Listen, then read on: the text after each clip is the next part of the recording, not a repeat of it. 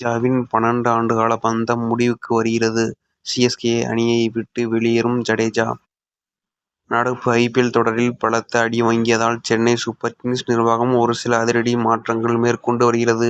அதில் ஒரு பகுதியாக சென்னை அணியின் முக்கிய வீரரும் ஆல்ரவுண்டருமான ரவீந்திர ஜடேஜாவை டிரேடிங் மூலம் வேறு அணிக்கு அனுப்பிட முடிவு செய்துள்ளதாக தகவல் அடிபட்டு வருகின்றன.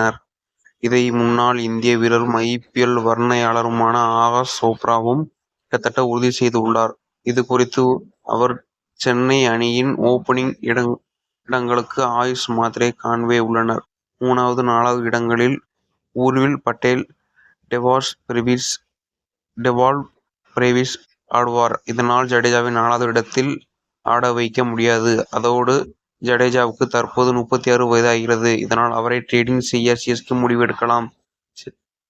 சென்னை அணிக்கு தற்போது ஒரு டாப் ஆர்டர் பேட்ஸ்மேன், நல்ல பினிஷரும் தான் தேவை என்று வெளிப்படையாக பேசியுள்ளார். கடந்த 2012ஆம் ஆண்டு தொடங்கி 12 ஆண்டு காலம் சென்னை அணிக்காக ஜடேஜா ஆடி வருகிறார்.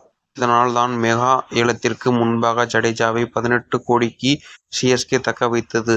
ஆனால் நடப்பு சீசனில் அவர் பெரிதாக பெர்ஃபார்ம் செய்யவில்லை. அதோடு இளைஞர்கள் பக்கம் சென்னை அணி கவனம் திரும்பியிருப்பது இந்த டிரேடிங் முடிவு முக்கிய காரணமாக பார்க்கப்படுகிறது.